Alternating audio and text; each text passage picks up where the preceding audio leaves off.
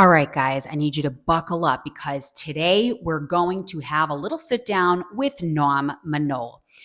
This isn't a session that's like your grandma's sports psychology session, okay? Noam is the real deal. He holds a bachelor's in behavioral sciences and a master's in sports and exercise psychology. And that seems not to be enough for him. So he's actually currently working on his doctorate at the Ariel University. I love talking with him because Noam's been in the trenches with elite athletes, with teams, building mental toughness that actually translates to wins. He teaches coaches and athletes how to cultivate that winning mindset. I love that he's coming onto the show because it can also help us deal with pressure and crush anxiety and basically just turn our inner critic into our biggest cheerleader. So today we're going to be talking about something I've always been curious about and actually pretty passionate about, that's self-talk.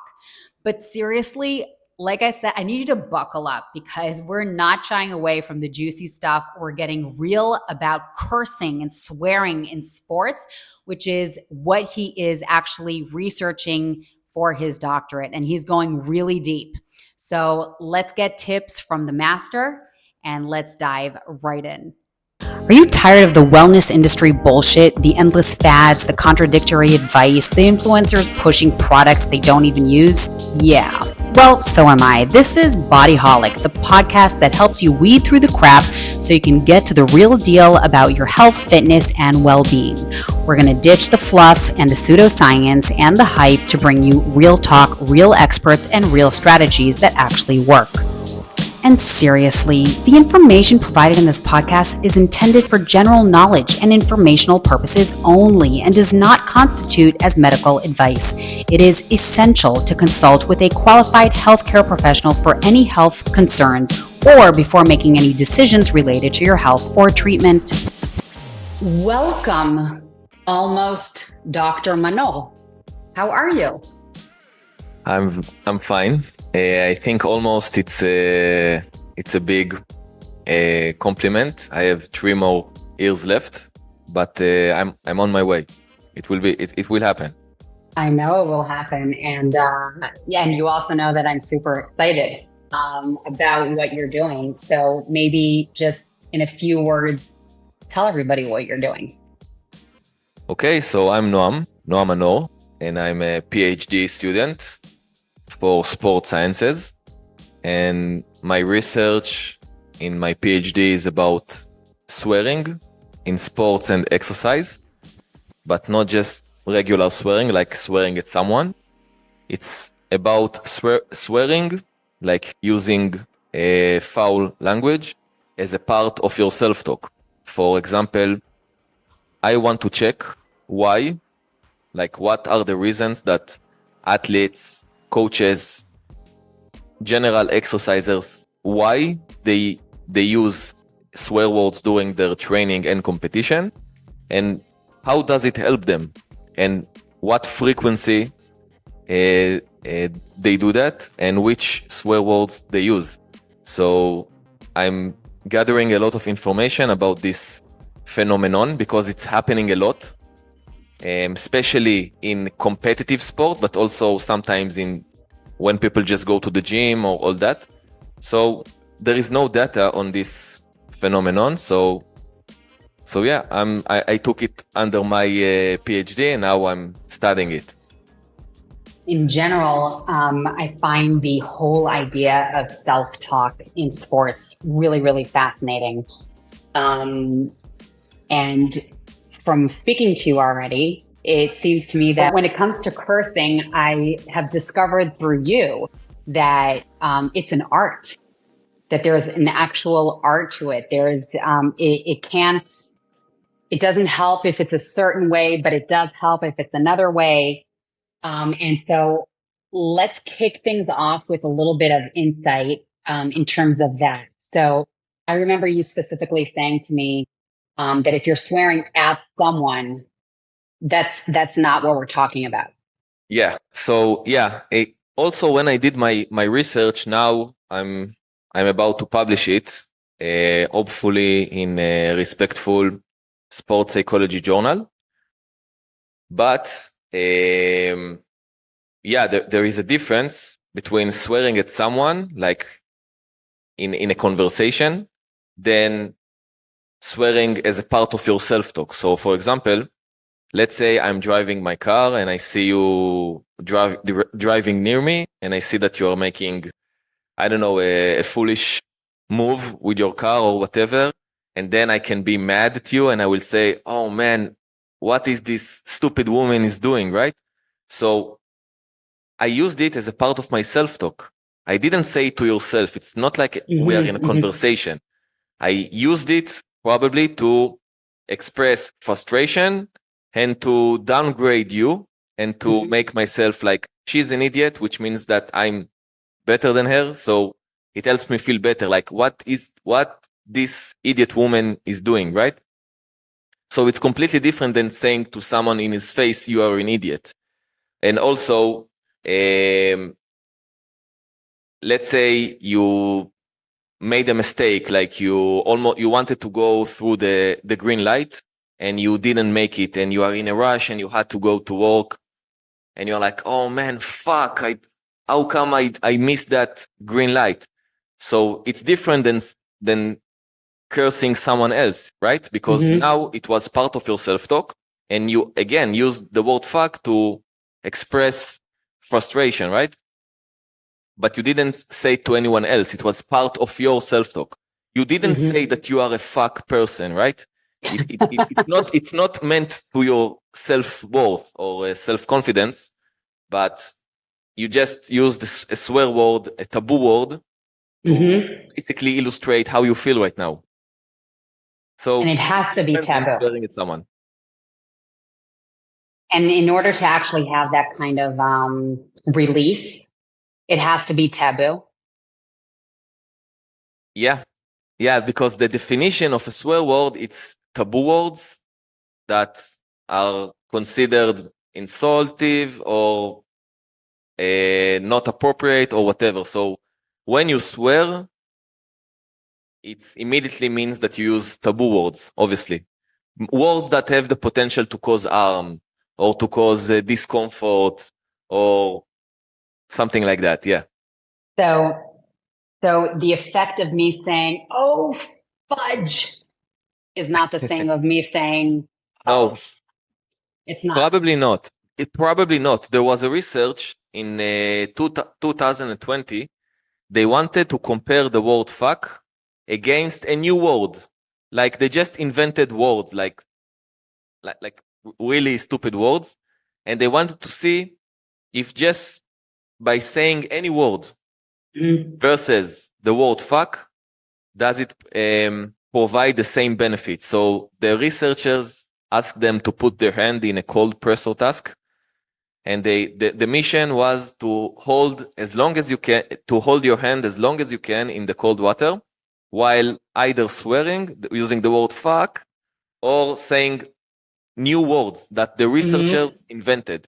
And the results were obvious. When they said fuck, they held longer. And when they used just new words, it didn't provide the same benefit. That's amazing. Yeah. That's The amazing. brain process swear words differently than other words. That's why swearing is so powerful, because it's a different linguistic. Like it's really different. Like it's very fascinating subject. It's interesting to check even blood tests with athletes when they use swear words during a very competitive situation.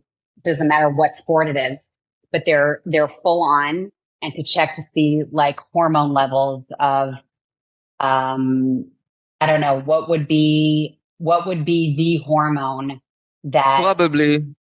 Okay, so basically, adrenaline. yeah, so it's probably gonna be adrenaline and cortisol, because these are like the fight or flight hormones.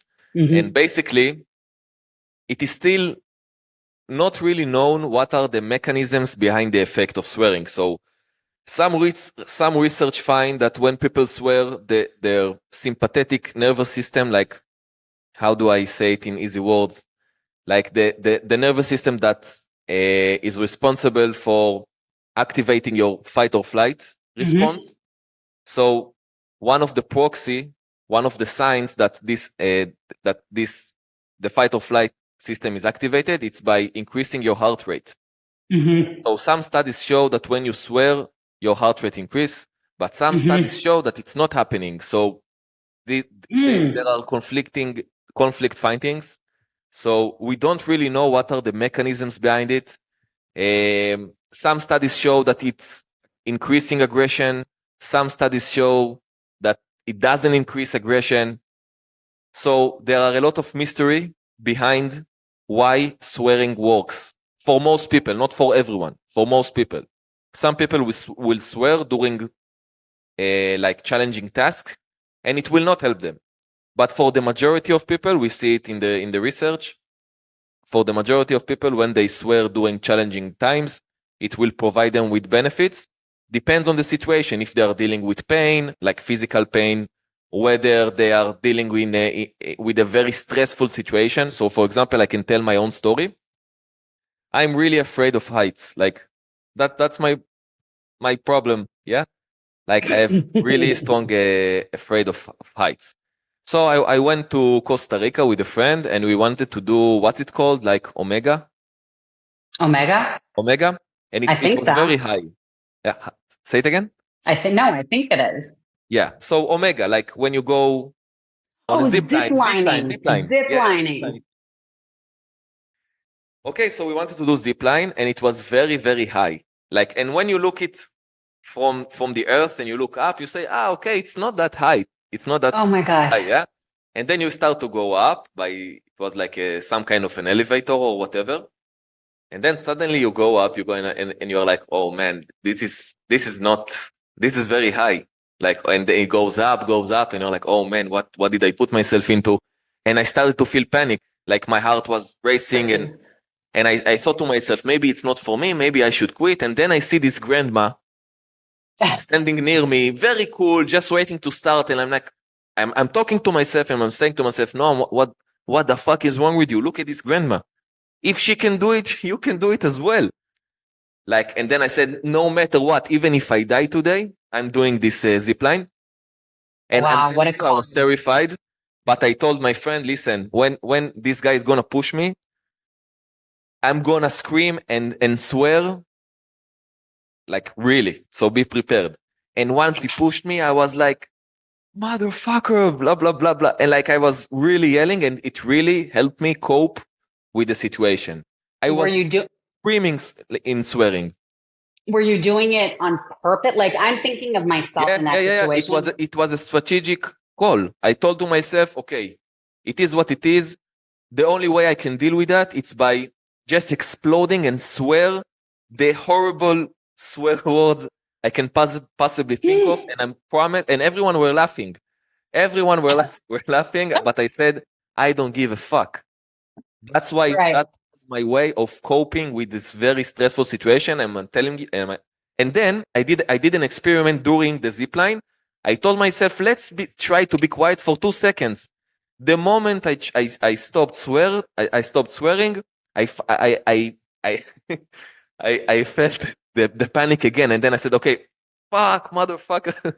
Oh my gosh. It was a very good way of coping with this stressful situation. Like it saved me. I'm not joking. And I also had another accident, like some kind of event that is similar to this one in a different country. And then I said, okay, we have something here. We have something. And then I started to see, to see that there is research about it, that it helps people cope with pain and increase physical performance also. So I'm like, wow, we have something here. But then I looked at the research and I said, but wait a second. No research is done on competitive athletes. Like there is no data on why, what, how often, and so on about swearing as a part of athletes, coaches, and general exercises self-talk. So And then I said, okay, I'm going to explore this one, and this is my PhD subject. I love this. And again, and also, yesterday I'm a sports psychologist, yeah. So yesterday I met with an athlete, and I really asked him to use swear words in specific situation. Like I told him, let's start using more swear words during specific situations before, during, and after the game to help you cope with different situations. Yeah. I don't think ever a psychologist told his, like, let's say, patient, start to swear more. But I never said that I'm a regular psychologist. No, I love that it was a strategic call, because I know for me, if I did the zip line, I would absolutely start screaming, cursing the whole way, but it wouldn't be a strategy. It would totally be my complete gut reaction. So it can be, so we also know, if we leave the swearing aside, we also know that our motivational self-talk, like when we give ourselves a pep talk, come on, you can do it and all that, it can be both spontaneous, like it can come immediately, and it can also be strategically. For example, I can sit at home and I know that tomorrow I'm going to have like a match or a competition, and I'm going to tell myself, okay, Noam, let's say tomorrow you encounter this and this, like a stressful situation, or maybe you make a mistake. So once it happens, just tell yourself, Noam, let's get over it. Come on, you can do it. Just go on, and so on and so on. So it can be both strategic, like I can think about it before and then use it when I need it. And it can also be spontaneous. So we know this thing about motivational self-talk.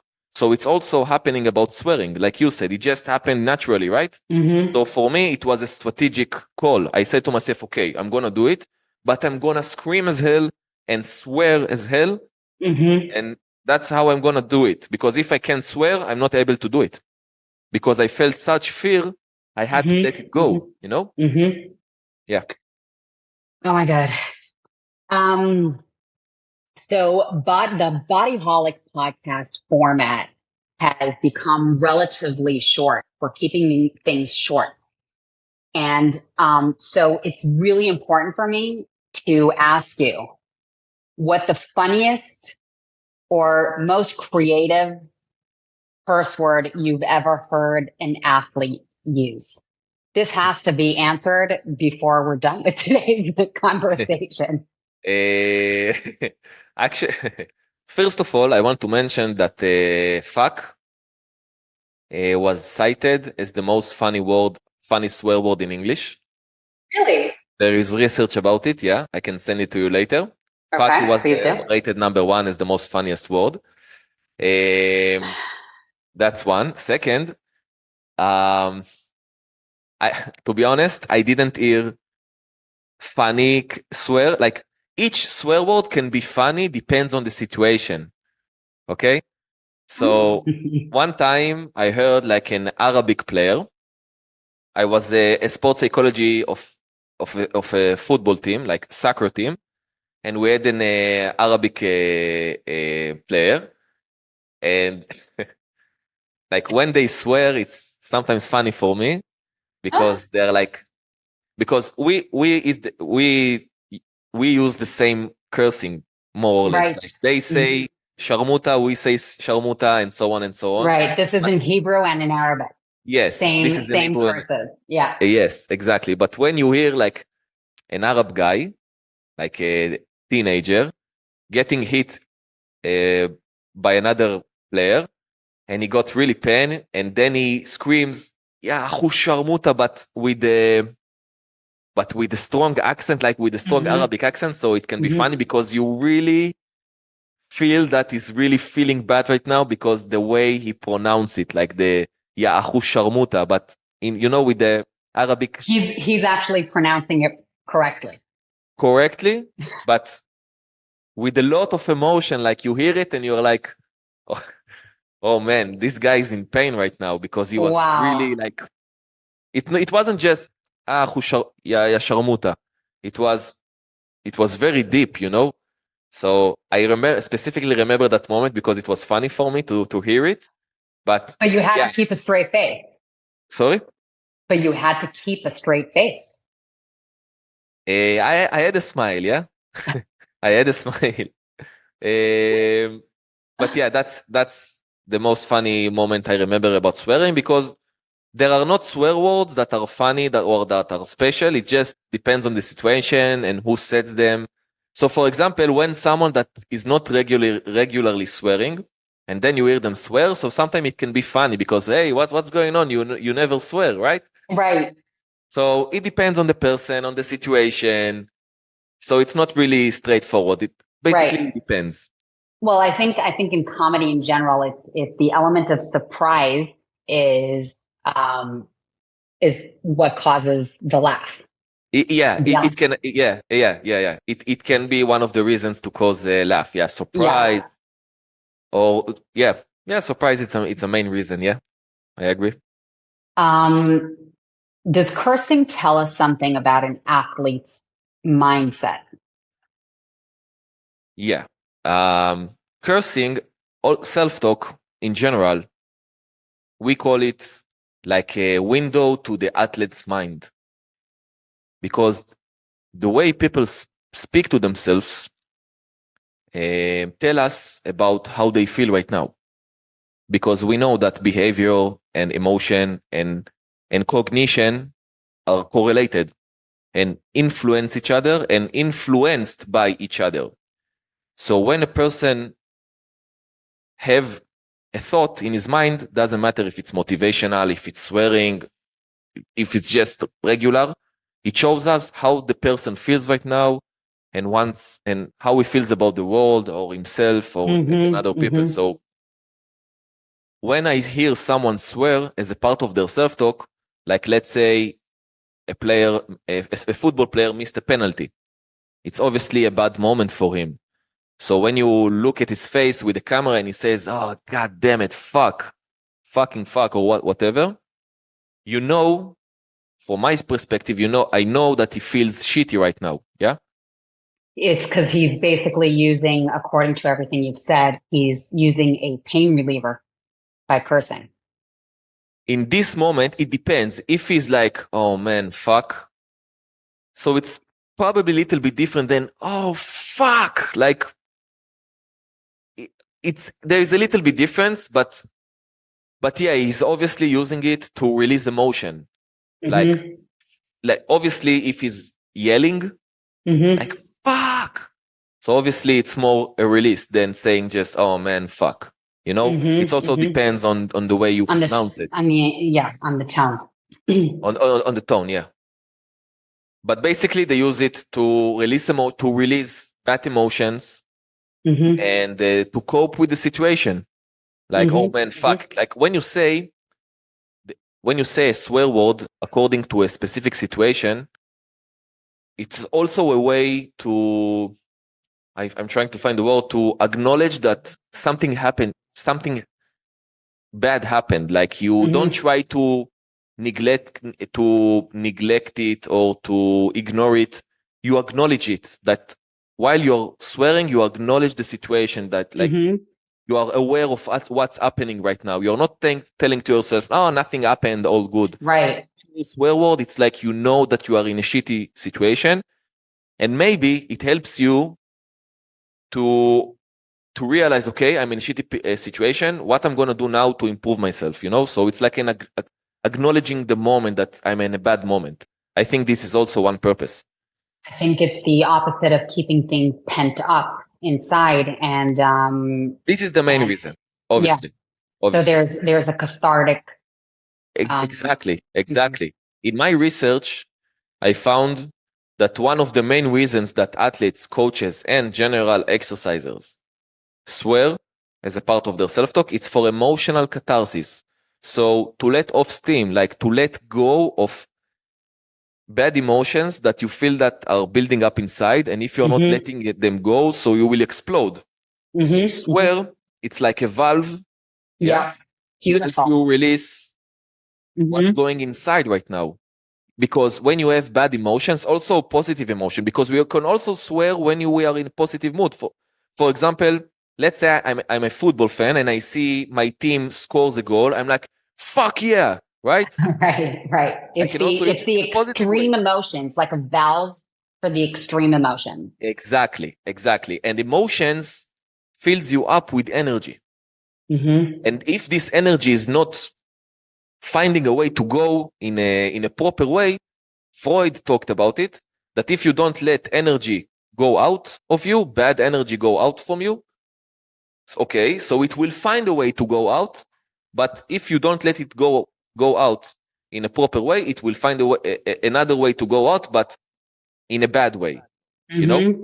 So that's why I'm saying Aggression, maybe towards someone else or towards yourself, or exactly, and it will build up inside you, and it can find a different way to come out. Mm-hmm. Mm-hmm. Because it's like water. It's like you have a leak in your home, and the water will find a way to go out, like because it's Right. energy. So it's probably best to just let it go in a proper way. Use a swear word, let it go out of your system, and then it will helps you. It can help you bring back your mental clarity, you know. And then you can okay, Beautiful. let it go.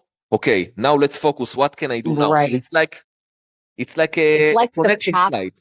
It's like the path to resilience. It's really very Exactly. cool. Exactly. Very cool.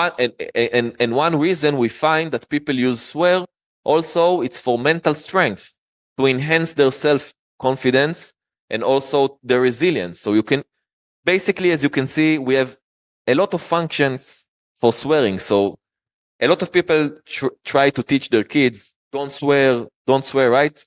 And I think this is not the right way.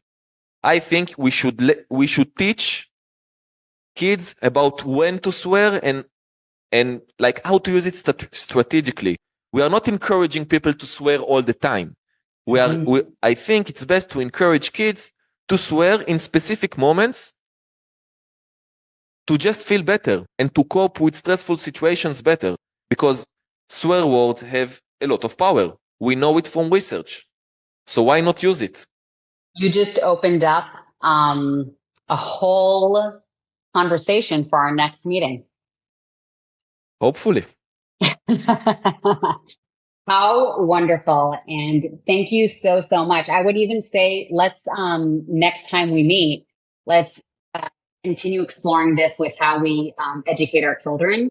And also like let's go a little bit further into how you would coach your team, that you're the sports psychologist with them, or your clients, etc. It would be really interesting. And Sure. thank you so much for Just your time. one word. Just one Tell me. word. Tell me. It's been a while since I speak English like for so long. So if my English wasn't the best, I will work on it, and next time it will be better.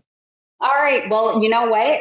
First of all, your English was actually fantastic, but you can Yeah. also kind of curse your way through it, and Curse then your way. and you know you'll get better and better. And Do you know that curse that when people say swear, it's American, and when people say curse, it's UK?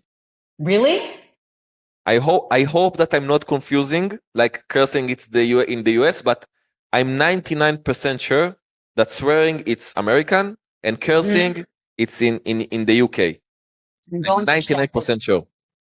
I'm going to check this. Just for like a fun fact. No. So yeah, Love thanks for having me. it. Talk soon. Thank you so much for your time and for joining us. Thank you. Hey, thanks so much for tuning in. And if this hit home, please share it with your crew. Likes, comments, shares, show your loved ones you care. A Bodyholic production.